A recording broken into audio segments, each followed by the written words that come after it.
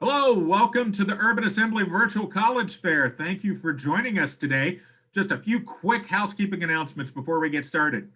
Use the Q&A button on your screen to type your questions to our presenters at any time. And if your question is for a specific school, make sure you name the school in your question so they know it's for them. Your cameras and microphones are off. The panelists cannot see or hear you. And this presentation is being recorded. It'll be available within about a week at the same website where you registered for this session. We are in session C1. It is in the bottom left part of the screen. Those are the 6 schools that will be presenting during the session, and that is the order of their presentation. So I've gotten the housekeeping stuff out of the way, so I will step out of the way, turn it over to our first representative from John Jay College of Criminal Justice. Hello, everyone. My name is Sarah E. Letter. I'm an admissions counselor here at John Jay. Obviously not here physically, but here virtually. So our school is based in New York City. We are 2 blocks away from Columbus Circle. Our school is for students who are interested in criminal justice.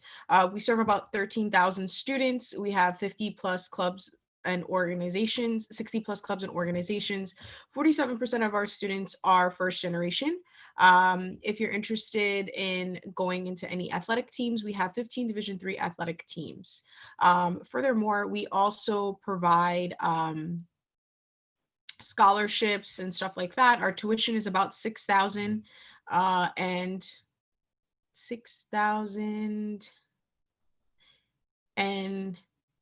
$6,000 a year. 6,000 and some change a year. Sorry, I lost a little bit of track there.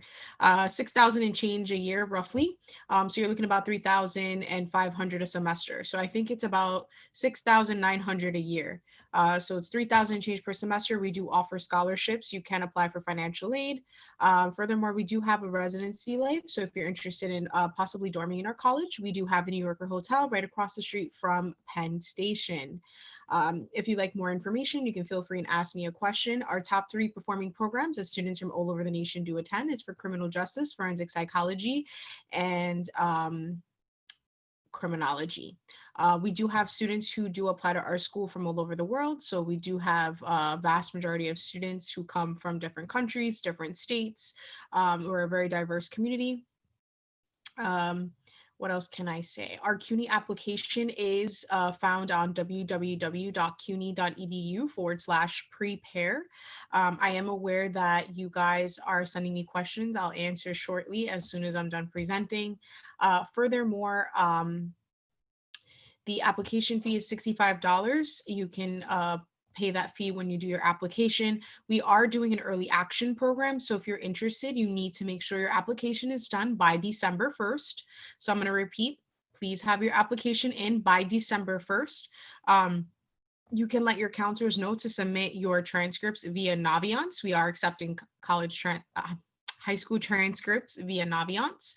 We're looking for approximately an 84 GPA. Please keep in mind, because of the pandemic, all CUNYs, and I'm sure that if you attend any other CUNY session, we are not, we're going test blind, so we are not reviewing SATs or ACTs. Again, we're not reviewing ACTs or SATs. We're strictly looking at your high school transcript. You can submit the recommendation letters and the essays are optional. And so if criminal justice is something that you're interested in, John Jay is for you. Furthermore, so again, back to the early action, you need to make sure that application is done by December 1st. And all your documents need to be submitted by December 10th. Once you submit that application before December 1st or by December 1st, you will receive an email stating, hey, hi, how are you? Thank you for applying to John Jay. Would you be interested in applying for our early action program? You can go ahead and say, yes, you're interested, and then we review your application, and you have until December 10th to have your counselor submit that information.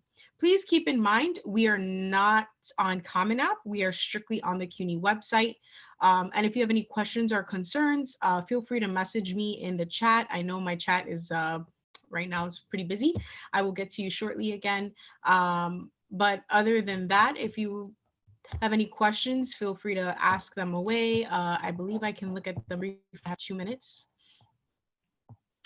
We do not offer business courses, but we do have other alternatives. So I answered that live. So we do not, but you can look into Baruch College. They do offer business degrees there. Okay, where are the dorms again? They are located right across the street from Madison Square Garden in the New Yorker Hotel. Again, that's the New Yorker Hotel. How much does it cost to stay at the hotel? Okay, I could provide that link. I'll answer that by text. What is the application fee again? The application fee is $65. Okay, for John Jay, what kind of concentrations or focuses do you have for psychology, forensic psychology? We offer psychology as a minor, but we offer forensic psychology as a major. Okay. What is a job placement for John Jay? So John Jay has a high job placement. We do offer a career fair in the spring that has over 200 government organizations. And we do have Bloodhound series that you guys can attend to learn more about that. And I think I answered all my questions. Thank you so very much for all of you. Oh, wait, I had a couple of more. Whoa, does John Jay have a political science major? Yes, we do. How long does John Jay have the test blind? It will be up until spring 2021, 22. And I have 10 seconds on the clock. Thank you so very much for joining my session today. Again, if you have any questions or concerns, feel free to drop them in the chat. Thank you so very much. And I will reiterate what Sarah said about using the Q&A button to ask questions of any of our presenters, and they'll be able to get to those throughout this session today. Up next, we will hear from the representatives from Scholas.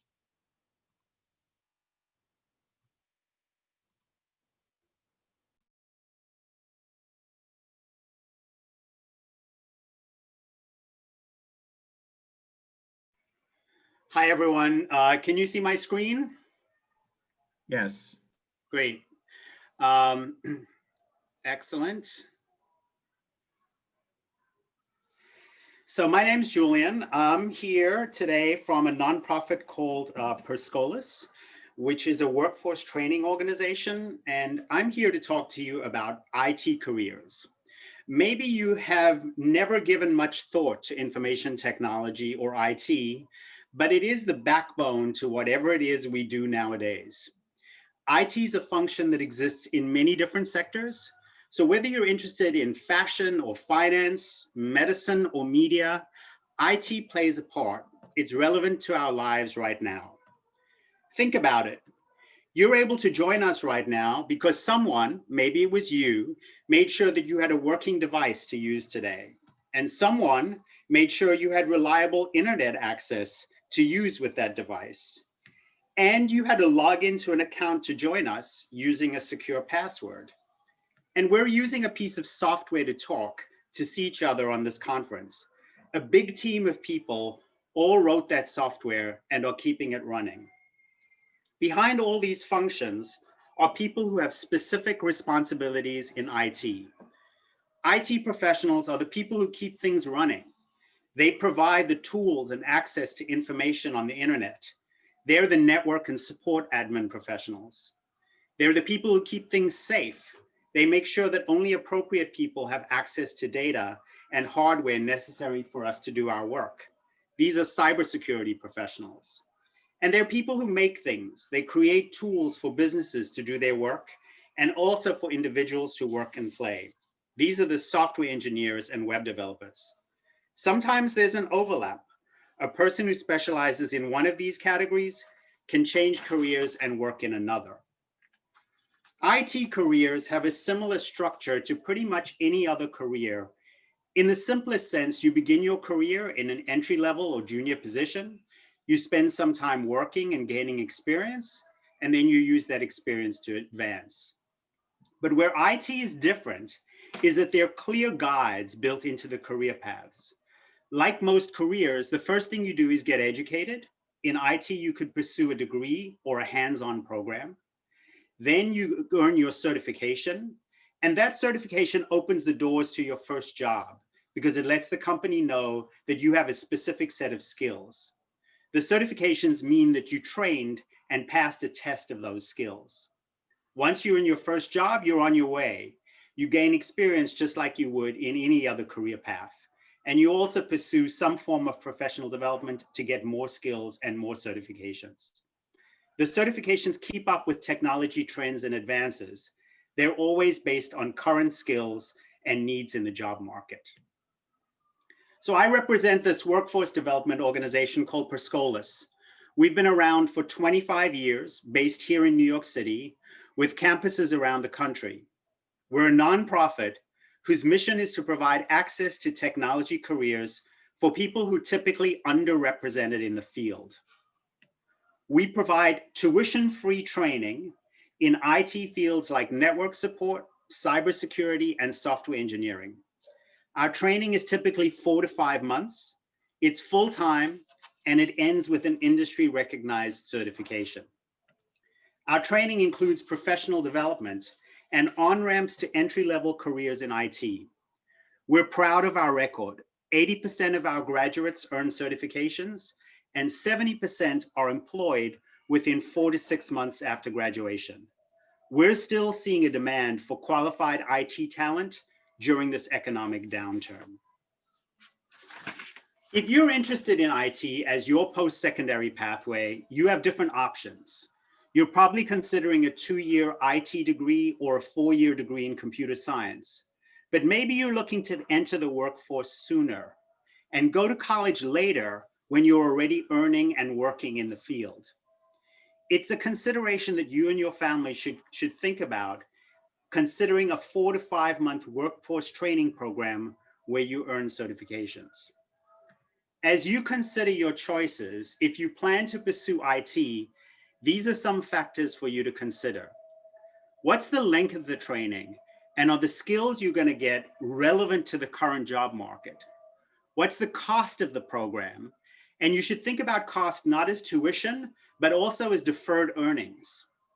And what's the graduation rate of the institution you're considering enrolling in? And what's their track record for securing employment after you graduate? I hope that you'll think about all these factors as you weigh your options. If you want to look into Scholas, you can apply during your senior year. There's no fee for the application, and the process to apply will take 3 to 6 weeks while you apply and you may get a decision. We have rolling admissions, so you can apply at any time during the school year. After that, the training is about 4 to 5 months, depending on the track and the cycle start date. And then typically, you'll start working 4 to 6 months later. Again, there's no fee to apply, there's no tuition costs, and no catches. So if you want to learn more, go to our website, perscholas.org, and just note that it does say you have to be 18 to apply, but you can still apply when you're 17 and enroll when you earned your diploma. Thank you. Thank you very much. And if you have any questions for any of our presenters, please use the Q&A button to ask your question. And if it is for a specific school, make sure to name the school in your question so that they know it is for them. Up next, we will hear from the representative from the University at Albany, SUNY.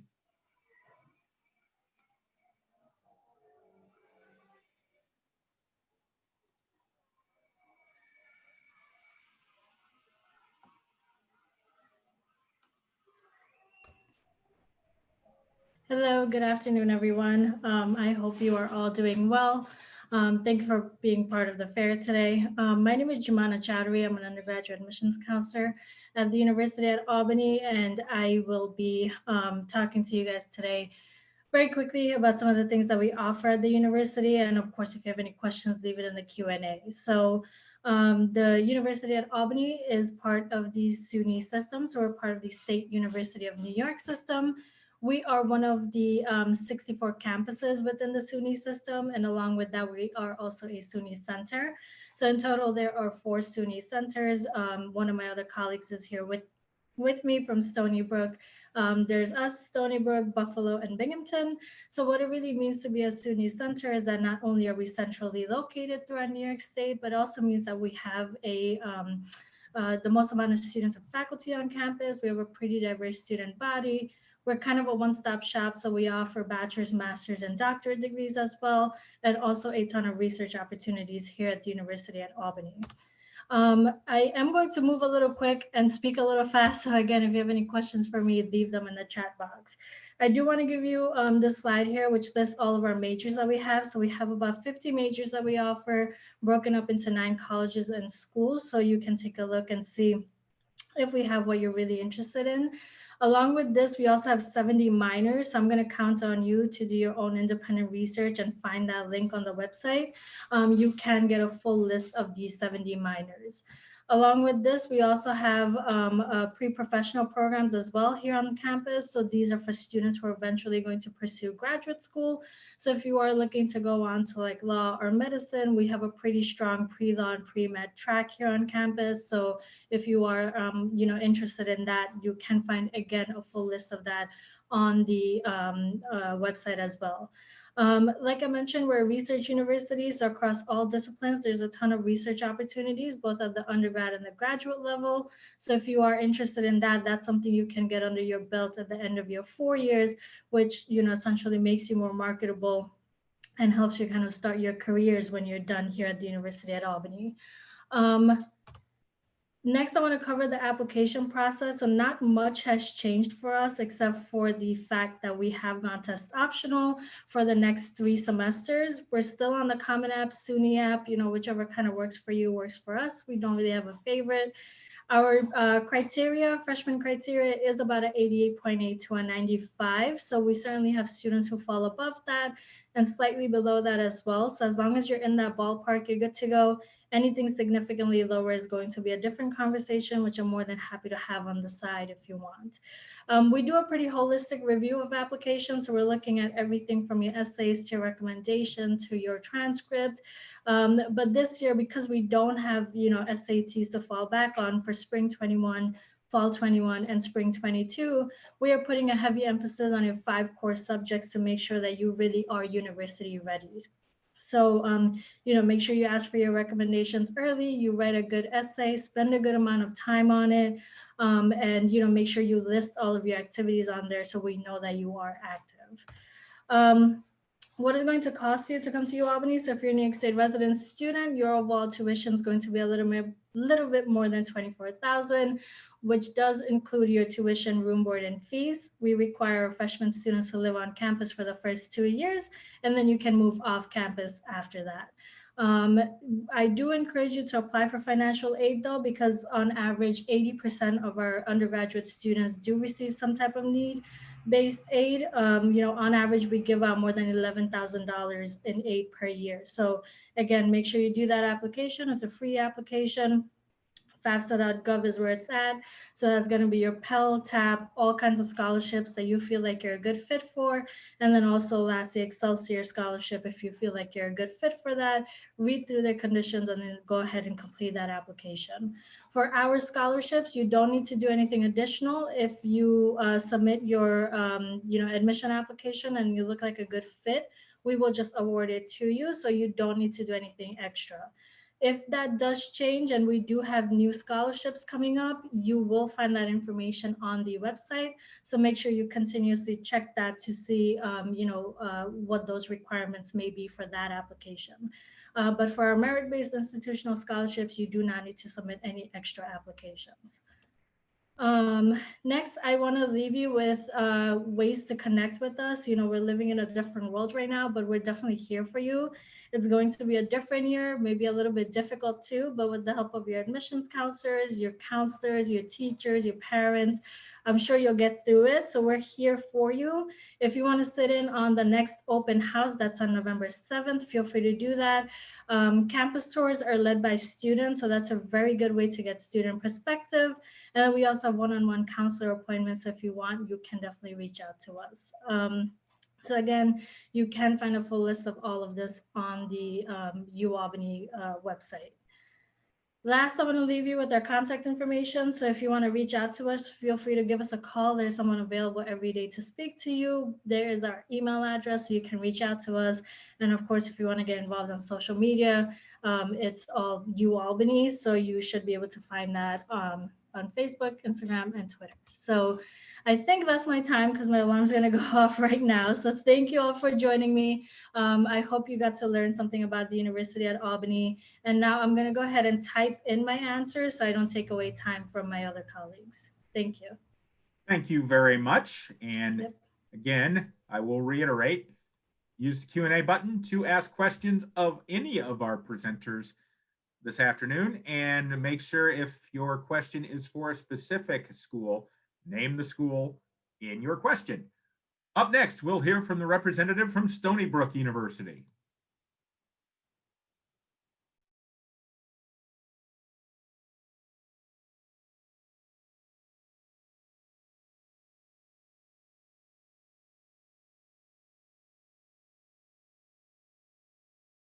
Okay. Hi, everybody. I'm Christina LaFaso, Senior Admissions Advisor from Stony Brook University.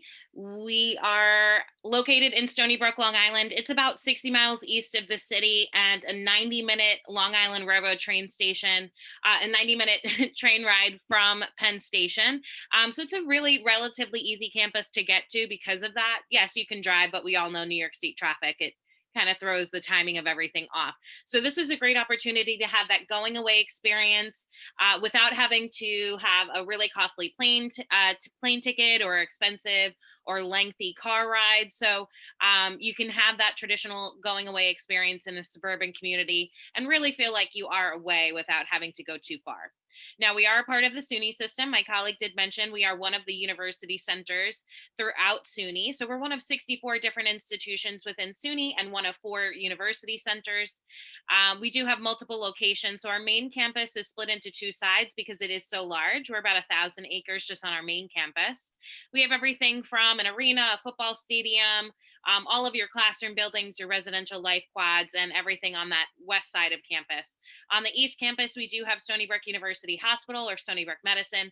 That is a great opportunity for anyone interested in the health field in any way, shape, or form to be able to have, shadowing and observation, internship opportunities, even job opportunities at the undergraduate level.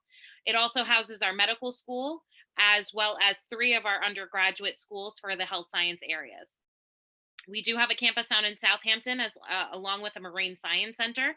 So this is a great opportunity for those students who may be looking for marine vertebrate sciences, sustainability studies, atmospheric sciences, or working with anything with the environment. And then we have a research and development park, and we co-manage the Brookhaven National Laboratory. We are a research institution. So for those of you who are looking to get your hands on experiential learning or research in any way, shape, or form, we're a great school for that. Now, we are test optional for the fall of 2021. We haven't made any decisions for any other years. As of right now, that's all we have. So for you juniors, sophomores, anyone else that might be out there, counselors, we're just not sure. So check back with us. We also have a new major this year called Globalization Studies and International Relations, but it is one of over 200 different majors that we offer, both at the major, minor, and combined degree level. So we have a multitude of different fields. A lot of what we are known for is the STEM opportunities at Stony Brook, whether it be physical sciences like bio and chemistry, social sciences like psychology, sociology, political science, linguistics, etc.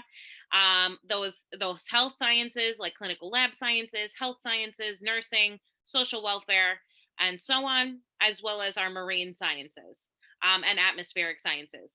Now, in addition, we also have a College of Engineering and Applied Sciences, which includes things like computer science, biomedical, civil, mechanical engineering, environmental engineering, and so on.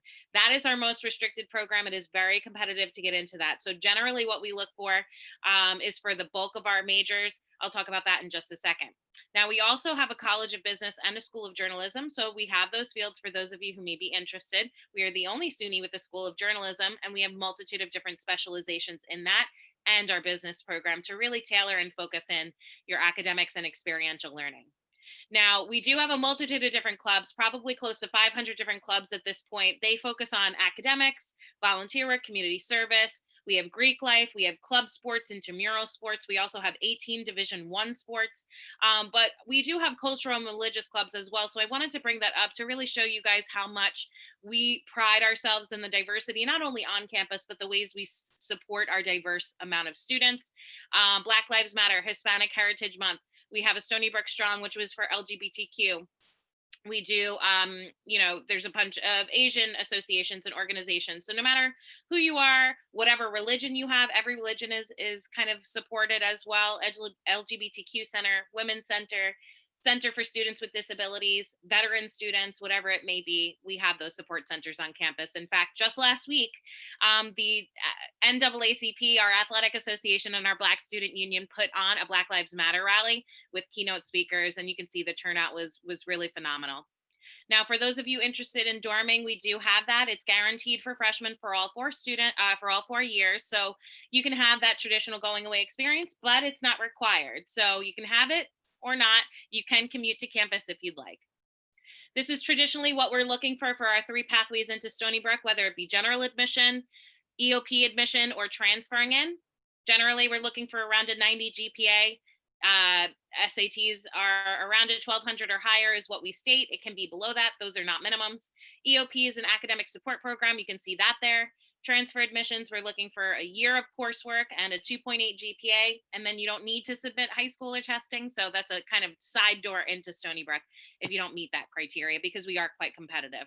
And you're going to be applying by January 15th. We are not early decision or early action. We are regular admission. So January 15th is the priority deadline.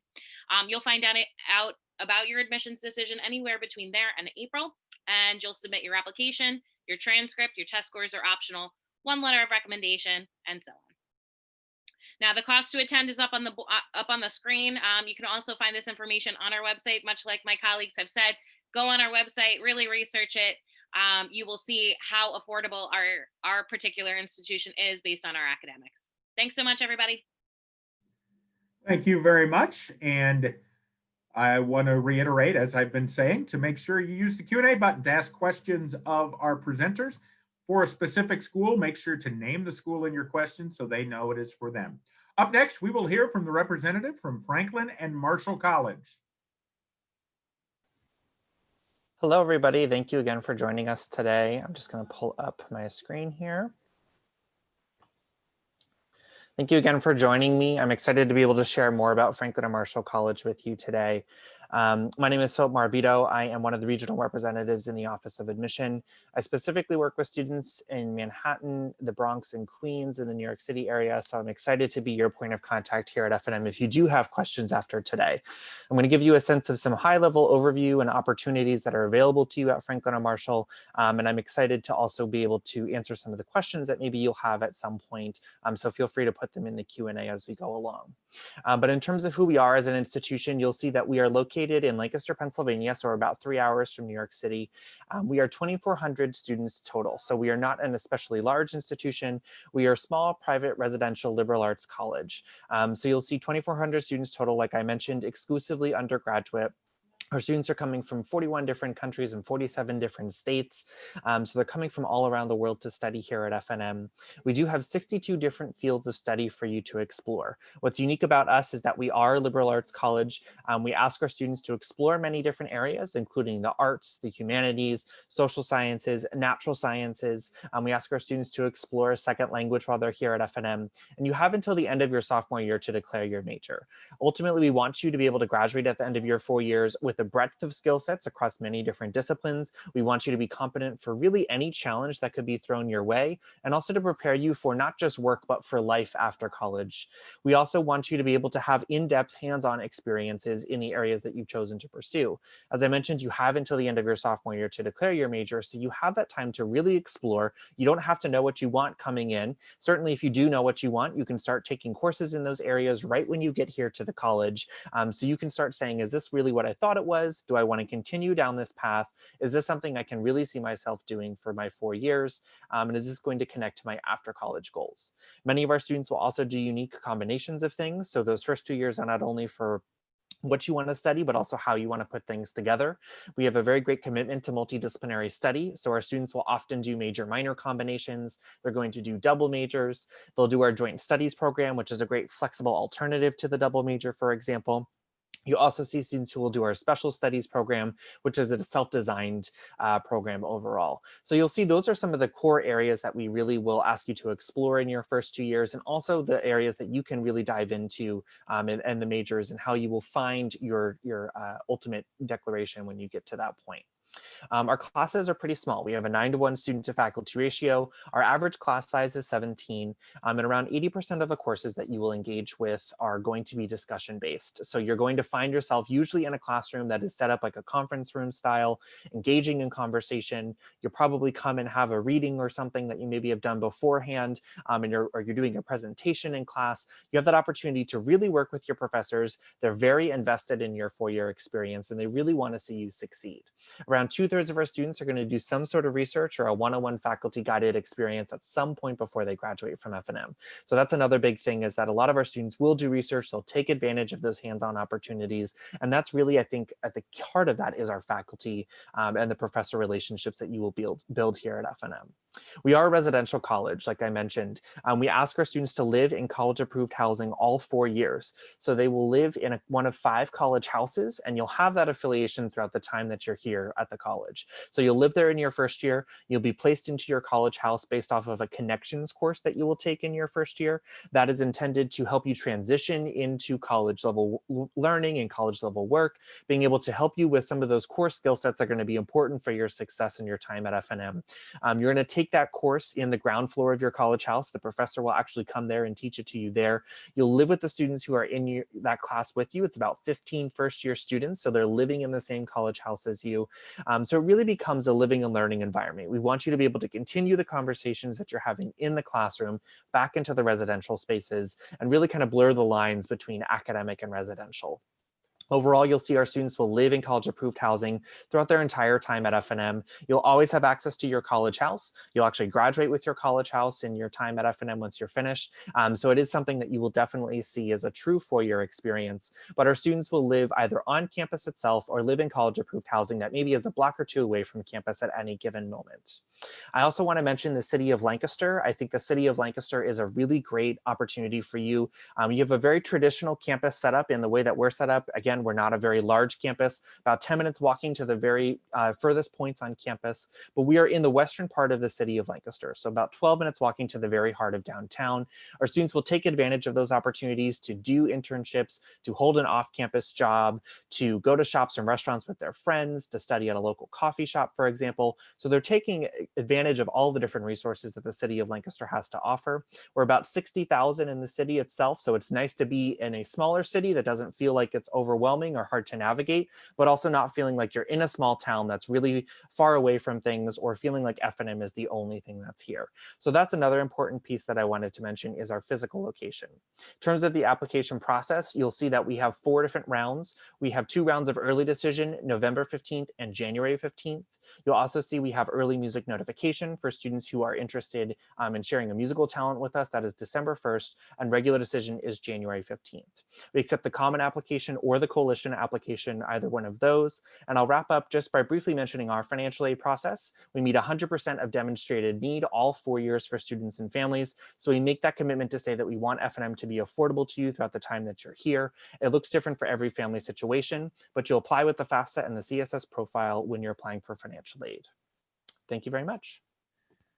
Thank you very much. And another reminder to use the Q&A to ask questions of any of our presenters. If it's for a specific school, make sure to name the school in your question. Up next, we will hear from Smith College. Great. Hi, everyone. Just give me 1 second. Boom. Okay. Hi, everyone. My name is Nikki Chambers. My pronouns are she, her. I am Associate Director of Admission and Coordinator of Multicultural Recruitment at Smith. And I will take these next 6 minutes to tell you a little bit about who Smith is and what makes us unique. Smith is a liberal arts college with 3 academic divisions.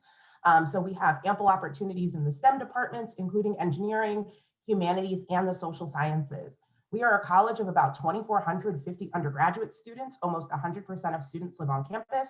We have about 150 plus acreage of campus life and over 100 academic and residential buildings. We're located in Northampton, Massachusetts. So if you can follow my cursor, you'll see that Northampton is here in Western Massachusetts. So we're about 2.5 hours west of Boston and 3 hours north of New York City. We are 14% international students. About a third of our students identify as domestic students of color, and 18% of our students are first generation college students, meaning they'll be the first members of their family to attain a 4-year degree. One of the most unique academic aspects of Smith education is our open curriculum. So we do not have any general education requirements. We do not have any core curriculum requirements. We ask that students take a first-year seminar. That's an interdisciplinary requirement that you'll find in a multitude of departments. But once you complete that, you are free to just take classes in what interests you. Smith has over 1,000 different courses, and every student, when they get to campus, is paired with an advisor. We have a student-faculty ratio of 9:1 and an average class size of 19. We have over 50 different majors. I'm happy to tell you the most popular ones we have: government, psychology, economics, environmental science, and art. We are a member of the 5 College Consortium. So the 5 College Consortium includes Amherst College, Hampshire College, the University of Massachusetts at Amherst, and Mount Holyoke College. Coupled with those 4 other colleges, our students have access to over 5,000 classes. There's a free bus system that will go to all of these different colleges. All you have to do is show your ID and you get on the bus free of charge. You can participate in any clubs or extracurricular activities that exist at any of those campuses. And if there's an event or a fun thing happening there as it pertains to a concert or a lecture, you are free to participate. Smith has ample research opportunities. And in fact, 80% of our students will pursue some sort of research or one-on-one lab or project work with a professor before they graduate. We have study abroad opportunities, over 100 study abroad options. And what's really unique about Smith is our praxis internship opportunity, which provides every single student on campus, regardless of whether or not they are on financial assistance, with funding to pursue one unpaid internship during their time at Smith College. If you find an internship that's in the United States, Smith will give you $3,000. If you find an internship that is abroad, Smith will give you $4,000. We have over 40 self-governed houses on our campus, which is where our students live and also build community at Smith. Housing at Smith is guaranteed all 4 years, and over 70% of the rooms on Smith's campus are single. So after your first year, you are highly likely to find a single for the rest of your time at Smith. Some students stay in the same house all 4 years because, like I said, each house has a unique community and a way that they build community and have all sorts of different types of traditions like weekly tea or Wednesday cookies. And so students are really able to make the most of their housing experience and build a smaller community within the larger network of Smith College.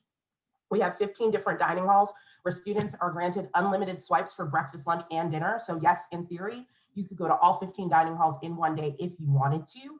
We cater to kosher and halal options. We have vegan and vegetarian options and a dining hall dedicated to gluten-free eating. We have over 120 plus clubs and organizations that range from affinity groups and organizations to political action organizations to a cappella groups to bicycle kitchen if you're someone who likes to or wants to learn how to repair a bike. We have quirky clubs like that.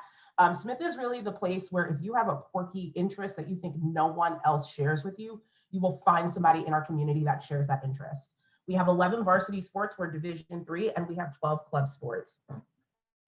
The town of Northampton is a lively, thriving town of about 37,000 people. We have a ton of restaurants and cafes. It's also a live music capital as well. So you'll see a lot of local and large scale acts come through Northampton. And it's a great place for our students to take advantage of. And Smith is really steps from all of that downtown. Smith is a women's college. And I think one of the biggest benefits is that every single resource on our campus is dedicated to the students that we serve. Students who attend women's colleges are twice as likely to pursue a STEM-related field than they would at a co-ed institution. Our students have more exposure to leadership opportunities. So our students leave with a multifaceted understanding of what leadership is and what it means. And students at women's colleges are twice as likely to get a graduate degree than students who attend a co-ed institution. And so I think going to a women's college at the crux of this experience is that gender is not a hindrance to who you are and what you will become. Smith is an institution with a healthy amount of resources. So I'm just listing a few, but please know that this doesn't even begin to cover everything that we offer at Smith. We have our Office of Multicultural Affairs, which provides holistic programming and support for students of color. We have our Jacobson Center and our Spinelli Center, which offers peer tutoring, public speaking, and writing support. We have wellness groups. We have a wellness center on campus, which offers support groups for BIPOC students and queer students, et cetera. And we also offer free one-on-one therapy sessions for students as well. We have our Office of Equity and Inclusion, which works on inclusion initiatives for the entire college, and also has liaisons for undocumented students, non-binary students, trans students, and first-generation college students. We also have our Office of Civic Engagement, and we have Centers for Leadership, community engagement if you're someone who likes to get involved with the community, and also a Center for Innovation and Entrepreneurship. I see that I am running close on time, so I will give you the need to know for admission and financial aid. To apply to Smith, it is absolutely free, and we've been test optional since 2006, so no need to send us our test scores if you do not want to. We offer early decision 2 rounds, 1 and 2, and a regular decision round of January 15th. And Smith meets 100% of demonstrated need and gives out close to $70 million worth of aid. And your aid package will include grant money, federal loans, and work study. And we do offer merit aid, and there's nothing extra you need to do to be in consideration of that. Submit your application, and we'll pass your application along. Thank you. Thank you very much. I'm going to ask each of our representatives to come back on camera and turn on their mics. So it also to give time for the reps to answer the Q&A and to type in answers while they're doing this, while we do a round robin question and answer. I'm just going to ask one question. It's very quick since we only have a couple minutes left. And it is, what is your favorite campus and or school tradition, depending on how your campus is set up, but your favorite campus or school tradition? And we'll go in the order that you presented. So we'll start with the John Jay College of Criminal Justice. My favorite tradition is open house. I know it sounds crazy to say, but it's a live environment. And we have cheerleading, we have all this fun stuff, school spirit, and also student acceptance day is my favorite because it's like you get to see the energy of the college. And lastly, Bloodhound Thursdays, where we rep school pride and we wear our John Jay Bloodhound shirts. We drench you in John Jay gear, and it's really fun to see the college spirit, school spirit in general. And that is my favorite thing. Awesome. For Scholas. I think without a doubt, the favorite tradition is graduation day, when every student gets their certificate and begins their journey for their career. So it's a very exciting end of a journey, and it's the best part of what we do, hands down. University at Albany, SUNY. Yep. So there's so many that I really like, but I think my favorite one is the block party, where all the clubs get to come out and kind of introduce themselves and talk about everything they offer. So they pretty much do what I'm doing, but for all the clubs. So, with 300 clubs and organizations, it's kind of confusing. So we'll have everyone come out and introduce themselves and tell them, tell the students what they're all about. So that's a lot of fun, and that's definitely one of my favorites. Excellent. Stony Brook University. Hi, we have a tradition called the Roth Pond Regatta, where students, faculty, and staff create teams to build boats and cross our pond, but the boats can only be made out of cardboard and duct tape. So it's a super weird and special event just for Stony Brook people, but it's really fun to celebrate the ones that make it across and have to go multiple times and end up sinking, but also those that just sink right off the bat. It's just a fun event for our students and our faculty and staff. Sounds like it. Franklin and Marshall College. So one of my favorite traditions is Common Hour. It happens once a week, typically on Thursdays, 11:30 till 12:30. It's a guest speaker that will come into campus to have a dialogue about different important topics that are important to our community, and they're recommended by members of our community. So we had one that was #activism, networks of race and gender justice. Today is about disinformation and having an informed election. We've had other ones that are important topics to not only our F&M community, but the global community. So it's nice to have a moment to press pause and come together and learn as a community itself. And Smith College. Yeah, so I could name a ton. I think that women's colleges are deeply rooted in tradition, but if I have to just pick one, I'm going to have to pick Julia Child Day. So Julia Child, for those of you who don't know, is a famous American chef. She wrote Mastering the Art of French Cooking, and she had a PBS cooking show. She's a Smith graduate, and on her birthday, all of the dining halls will recreate her recipes. Sounds fun. Well, thank you for sharing your favorite traditions, and also just in general sharing all the great information about each of your schools. And I want to thank all of our attendees for joining us today. When you close this window, there'll be a link to a very quick 4-question survey. We'd appreciate any feedback you can provide. And this was the last session of the day, so we thank you for attending. But in about a week, you'll be able to find this session's recording as well as all of the other session recordings at the same website where you registered for this session. Again, those will be available within about a week. Again, I want to thank each of our representatives from the 6 schools who presented today. And I want to thank you all for joining us. Have a great rest of your Wednesday. Take care.